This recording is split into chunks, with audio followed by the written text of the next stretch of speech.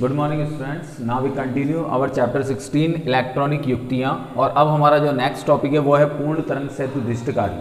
पूर्ण तरंग सेतुदिष्टकारी से पहले जो हमारा प्रीवियस वीडियो था उसके अंदर हमने अर्ध तरंग और पूर्ण तरंग दिष्टकारी के बारे में पढ़ा। अर्ध तरंग दिष्टकारी के अंदर हमने देखा कि केवल आधी तरंग ही आउटपुट देने में समर्थ थी और आधी तरंग खत्म हो जाती थी और उसकी दक्षता जो होती थी वो 40.8% हमने निकाली थी। यहाँ पर जब हम पूर्ण तरंग दिष्टकारी को हमने उसकी कमियों को दूर करने के लिए काम में लिया तो पूर्ण तरंग दिष्टकारी ने पूरी तरंग को उपयोग में तो ले लिया, लेकिन उसकी जो दक्षता निकली वो 81.2% हमें प्राप्त हुई।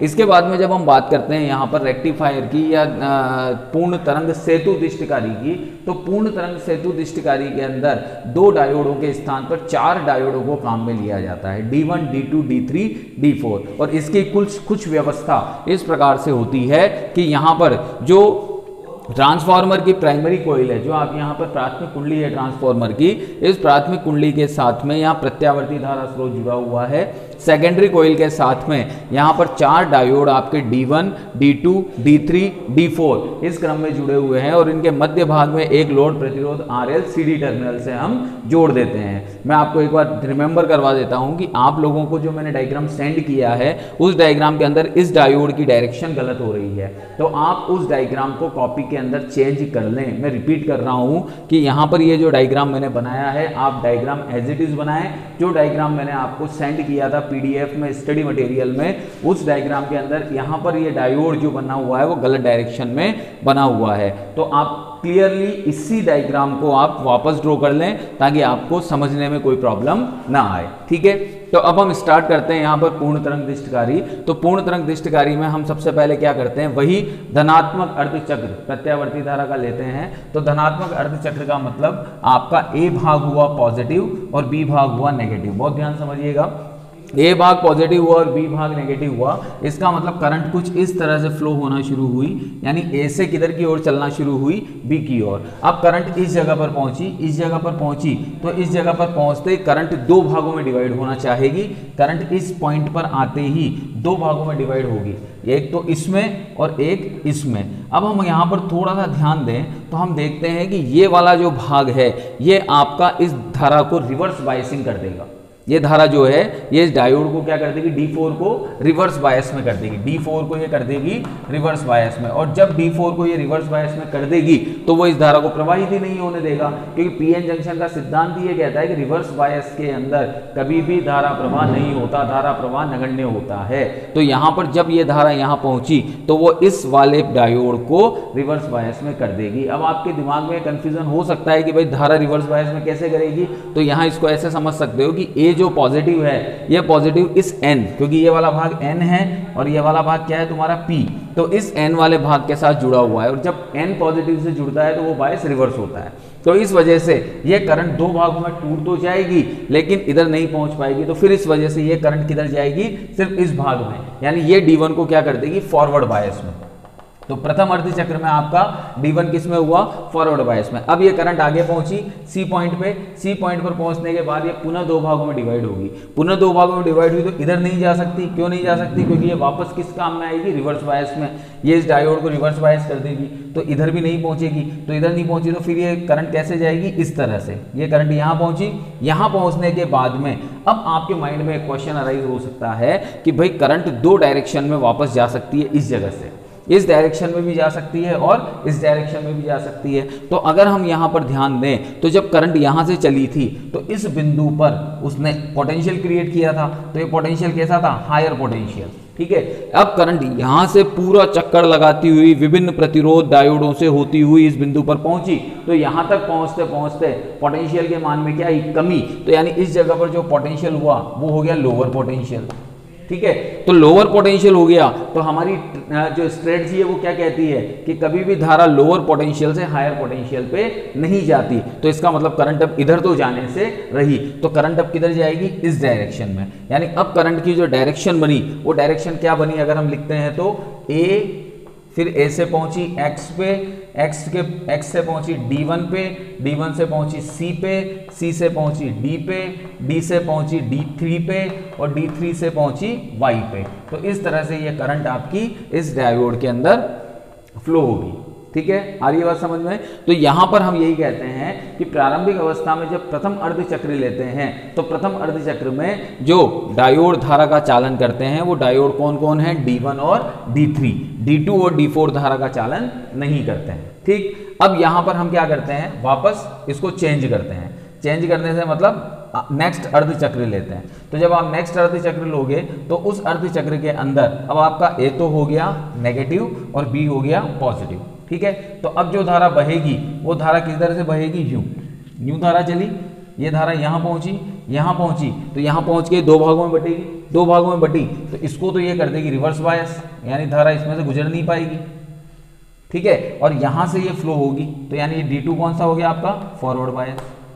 अब इस D2 से ये आगे बढ़ी तो इस पॉइंट पर आकर फिर दो भाग मिले इसको, तो इसको दो भाग मिले तो एक भाग इधर और एक भाग इधर, तो इधर गया तो ये तो रिवर्स बायस है, ठीक है। इधर आई, इधर आने पर वापस वही चीज, दो रास्ते, लेकिन अब वो इधर नहीं जा सकती। क्यों नहीं जा सकती, क्योंकि धारा यहां से आई थी तो उसने इस पॉइंट को कर दिया हायर पोटेंशियल, और जब ये इतना घूमती हुई यहां पहुंची तो ये वाला पॉइंट हो गया लोअर पोटेंशियल। तो धारा लोअर पोटेंशियल से हायर पोटेंशियल पर कभी भी फ्लो नहीं होती, तो धारा किधर जाएगी, D4 की ओर। तो यानी अब जो धारा का क्रम बना आपका, वो धारा का क्रम क्या बना, बी वाई से किधर गई, D2, फिर C, D, D4 और A, X, A। तो ये आपके धारा का क्रम बना, यानी यहां पर चालन किस किसने किया, D2 और D4 ने। तो इस तरह से सेतु दिष्टकारी के अंदर केवल दो ही डायोड योगदान करते हैं और शेष दो डायोड धारा का चालन नहीं करते हैं, ठीक है। लेकिन जो लोड प्रतिरोध है उसके अंदर धारा सदैव किधर से किधर की ओर प्रवाहित हो रही है, C से D की ओर। इसका मतलब ये तो समझ में आ रहा है कि डायोडों में धारा सदैव एक ही दिशा में प्रवाहित होती है, अर्थात ये एक दिशिक युक्ति होती है। इस कारण से इसमें धारा हमेशा C से D की ओर प्रवाहित हो रही है, ठीक है। अब इस सेतु दिष्टकारी का उपयोग पूर्ण तरंग दिष्टकारी से क्या होता है, कम पूर्ण तरंग दिष्टकारी की तुलना में कम खर्चीला होता है। यानी ये सेतु दिष्टकारी पूर्ण तरंग दिष्टकारी की तुलना में कम खर्चीला है। क्यों, क्योंकि इसमें सेंटर टेप ट्रांसफार्मर काम में नहीं लिया जाता। वहां पर आपने देखा होगा बीच में मैंने सेंटर टेप की लगाई थी, तो वो ज़्यादा महंगी होती है कंपैरेटिवली लोड प्रतिरोध के, इसलिए ये उस दिष्टकारी की तुलना में कम खर्चीला होता है। तो ये आपका पूर्ण तरंग सेतु दिष्टकारी हो गया। तो इसका डायग्राम मैं दोबारा रिपीट कर रहा हूँ, आप चेंज कर लें कॉपी के अंदर और इसको करेक्ट कर लें, ओके। तो एक बार और चाहे तो हम समझ सकते हैं, प्रथम अर्धचक्र लिया, प्रथम अर्धचक्र लिया, धारा यूं गई, ये प्लस था ये माइनस था, धारा यूं गई तो इस धारा ने क्या किया, यहाँ पे यहाँ से पहुँचने के बाद में धारा यूं आई, यहाँ पर आई तो दो भागों में डिवाइड हुई, इधर नहीं जा सकती क्योंकि ये रिवर्स बायस है, रिवर्स बायस है तो धारा किधर जाएगी, D1 की ओर, D1 से यहाँ पहुँची, फिर दो भागों में, इधर नहीं जा सकती क्योंकि ये रिवर्स बायस है, इधर आई, इधर से अब ऊपर जाना भी चाहती है और नीचे भी, लेकिन ये आपका हायर पोटेंशियल पॉइंट बन गया। और ये लोअर क्यों बना, क्योंकि धारा इतनी दूरी तय करती हुई विभिन्न प्रतिरोधों से गुजरती हुई यहाँ पहुँची है, तो ये लोअर पोटेंशियल पॉइंट हो गया। और कभी भी धारा लोअर पोटेंशियल से हायर पोटेंशियल पे नहीं जाती, तो अब धारा किधर उतरी, नीचे उतरी। तो इस तरह से हम इस पूरे डायग्राम को आसानी से समझ सकते हैं और पूर्ण तरंग सेतु दिष्टकारी की कार्यविधि या पूरी संरचना को हम आसानी से समझ सकते हैं। तो ये आपका पूर्ण तरंग दिष्टकारी कंप्लीट हुआ। इसके बाद में हमने अभी बताया था आपको कि जब हम पूर्ण तरंग दिष्टकारी या अर्ध तरंग दिष्टकारी या सेतु दिष्टकारी का उपयोग करते हैं तो हमें जो आउटपुट मिलता है वो 100% प्राप्त नहीं होता। 100% प्राप्त क्यों नहीं होता, क्योंकि उसके अंदर कुछ प्रत्यावर्ती धारा के घटक विद्यमान होते हैं और उन प्रत्यावर्ती धारा के घटकों को हटाने के लिए हम किसको काम में लेते हैं, समकारी फिल्टर को काम में लेते हैं। तो हम अब उसी समकारी फिल्टर की बात करते हैं यहाँ पर। तो जो हमारा टॉपिक है अब वो है समकारी फिल्टर।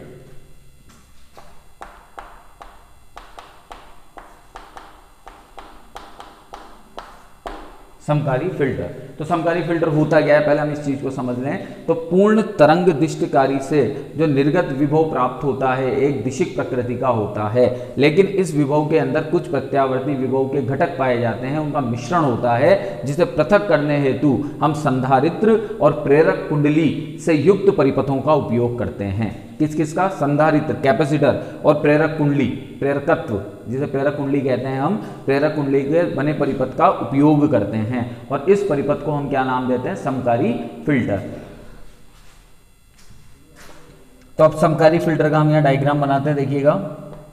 ये आपका है पूर्ण तरंग दृष्टिकारी, ठीक है। ये हो गया आपका पूर्ण तरंग दृष्टिकारी, ठीक है। इस पूर्ण तरंग दृष्टिकारी में हमने क्या भेजे थे? प्रत्यावर्ती संकेत। तो ये हैं आपके निवेशी प्रत्यावर्ती संकेत। तो ये हैं आपके निवेशी प्रत्यावर्ती संकेत, ठीक है। ये निवेशी प्रत्यावर्ती संकेत किसके अंदर प्रवेश किए? पूर्ण तरंग दृष्टिकारी के अंदर प्रवेश किए। तो पूर्ण तरंग दृष्टिकारी के अंदर जब ये प्रवेश करेंगे तो हमें क्या मिलेंगे? जो प्रत्यावर्ती घटक थे वो किस में बदल गए? दिष्ट घटक में बदल गए। तो यहाँ पर ये हमें दिष्ट घटक मिल गए, ये दिष्ट घटक हमें प्राप्त हो गए। लेकिन अब ये दिष्ट घटक जो मिले हैं ये इसके अंदर अभी भी कुछ मात्रा में प्रत्यावर्ती घटक विद्यमान हैं, ठीक है। तो यहाँ पर हम क्या करते हैं? इस पूर्ण तरंग दृष्टिकारी से हम यहाँ एक प्रेरक कुंडली को जोड़ देते हैं और एक आपका यहाँ कैपेसिटर जुड़ा हुआ होता है, ठीक है, इस तरह से ये। और ये जो भाग कहलाता है आपका ये तो है आपका L और ये है आपका C। ये तो आपका प्रेरकत्व कहलाता है, प्रेरक कुंडली, और ये आपका संधारित्र कहलाता है, ठीक है। और यहाँ पर आपका एक लोड प्रतिरोध जुड़ा हुआ होता है इस तरह से, ये आगे जाके ये लोड प्रतिरोध RL जुड़ा हुआ होता है जहाँ पर आपको आउटपुट मिलता है, ठीक है। तो इसके सर्किट में भी यहाँ पर लाइनें शायद ड्रॉ नहीं है, तो आप लाइन ड्रॉ कर लें, थोड़ा डायग्राम चेक कर लें कॉपी के अंदर। तो इस तरह से ये आपका समकारी फिल्टर कंप्लीट बन गया। अब यहाँ पर जब हम बात करते हैं तो होता क्या है? होता यह है कि जब निवेशी प्रत्यावर्ती संकेत पूर्ण तरंग दृष्टिकारी के अंदर से गुजरते हैं तो पूर्ण तरंग दृष्टिकारी के अंदर से गुजरने पर ये इन प्रत्यावर्ती संकेतों को दिष्ट संकेतों में बदल देता है। लेकिन दिष्ट संकेतों के अंदर प्रत्यावर्ती घटक के कुछ मात्रा होने की वजह से इनकी एफिशिएंसी या इनकी दक्षता हमें पूर्ण रूप से प्राप्त नहीं होती। तो जब ये घटक अंदर की ओर प्रवेश करते हैं, या यूं कह सकते हैं हम कि जब ये घटक जो यहाँ पर ये x और y है, ये x है आपका और ये y है, तो यहाँ पर जब ये घटक आगे की ओर बढ़ते हैं तो प्रत्यावर्ती घटक जो हैं वो प्रत्यावर्ती घटक L से तो गुजर जाते हैं, यानी ये इसके अंदर जब ये दिष्ट घटक अंदर प्रवेश किए, इस फिल्टर के अंदर प्रवेश किए, तो जो प्रत्यावर्ती घटक हैं वो L से तो गुजर जाएंगे। लेकिन अब क्या होगा? देखो अंदर घुसते ही दो घटक हो गए, एक तो हुआ AC घटक अलग और एक हो गया DC घटक अलग, ठीक है। तो प्रत्यावर्ती घटक क्या होगा? L से तो गुजर जाएगा, गुजर कर आगे बढ़ जाएगा। तो लोड प्रतिरोध RL के समानांतर क्रम में लगा हुआ संधारित्र इस घटक के लिए प्रतिबाधा उत्पन्न करेगा और ये घटक C के द्वारा बाईपास हो जाएगा, जबकि दिष्ट घटक के लिए यह C अनंत प्रतिबाधा उत्पन्न करेगा तथा यह लोड प्रतिरोध RL पर उत्पन्न हो जाएगा। तो दो चीजें हो गई कि जब यहाँ पर जैसे ही ये पूर्ण तरंग दृष्टिकारी से ये घटक प्रत्यावर्ती संकेत गुजरे तो ये दिष्ट संकेतों में बदले, लेकिन इन दिष्ट संकेतों में अभी भी कुछ मात्रा में प्रत्यावर्ती घटक हैं, तो वो प्रत्यावर्ती घटक L से तो गुजर जाएंगे, लेकिन C इन प्रत्यावर्ती घटकों के लिए क्या करेगा? लघु प्रतिबाधा उत्पन्न करेगा, यानी बहुत अल्प प्रतिरोध उत्पन्न करेगा और अल्प अवरोध की वजह से ये यहाँ से सीधा बाईपास हो जाएंगे और बाईपास होकर वापस किधर की ओर आएंगे? पूर्ण तरंग दृष्टिकारी की ओर। कौन आएंगे? AC component. जबकि DC कंपोनेंट्स के लिए ये क्या करेगा? अनंत प्रतिबाधा उत्पन्न करेगा, यानी ये गुजरने ही नहीं देगा। गुजरने नहीं दिया तो DC कंपोनेंट सीधा किसके पास चले जाएंगे? लोड प्रतिरोध RL के पास चले जाएंगे। दोबारा समझिए, यहां से प्रत्यावर्ती घटक गए, प्रत्यावर्ती घटक पूर्ण तरंग दृष्टिकारी में से गुजरे, पूर्ण तरंग दृष्टिकारी ने इन्हें दिष्ट घटकों में बदला। मैंने अभी ये माना कि इसमें 19% क्या है? AC घटक है। ये आगे बढ़े AC घटक, तो AC घटक जब ये पूरी तरंग आगे बढ़ी तो इसमें से जो 19% AC घटक थे वो प्रेरकत्व ने क्या किया? उन्हें फिल्टर कर दिया, अलग अलग कर दिया। तो DC कंपोनेंट और AC कंपोनेंट जब इस कैपेसिटर में से आए तो इस कैपेसिटर में से आने के बाद में हमने देखा कि कैपेसिटर ने इस AC कंपोनेंट को तो लघु प्रतिबाधा उत्पन्न करते हुए आराम से गुजर जाने दिया। थोड़ा सा अवरोध तो उत्पन्न किया, लेकिन इन्हें बाईपास कर दिया और बाईपास करके वापस कहाँ भेज दिया? पूर्ण तरंग दृष्टिकारी के पास में। जबकि DC के लिए इसने अनंत प्रतिबाधा उत्पन्न कर दी, यानी इस DC को तो गुजरने ही नहीं दिया, तो DC सीधा किसके पास चलेगा? लोड प्रतिरोध के पास में। अब ये जो AC है ये वापस आया, पूर्ण तरंग में गया, पूर्ण तरंग में गया तो 19% जो AC था, फिर इसका 19% भैया AC का जो AC से वापस DC बना, तो उस 19% AC से जो DC बना फिर उसमें 19% क्या मिला? AC। वो AC वापस घूमा, फिर आया, तो बार बार recycle recycle filter filter filter होते होते अंत में हमें पूर्ण रूप से दिष्ट घटक प्राप्त हो गए। और इसी प्रक्रिया को या इस प्रक्रिया को पूर्ण करने में जो ये युक्ति हमने काम में ली है, इस युक्ति को हम दिष्ट समकारी फिल्टर कहते हैं। और इस समकारी फिल्टर की सहायता से लोड प्रतिरोध पर हमें क्या प्राप्त हो जाते हैं, शुद्ध दिष्ट घटक प्राप्त हो जाते हैं इस जगह पर। ठीक है, तो आप थोड़ा सा डायग्राम इसका चेंज कर लीजिएगा, कंप्लीट कर लीजिएगा, और ये इसका पूरा प्रोसेस है। ओके बेटा, थैंक यू।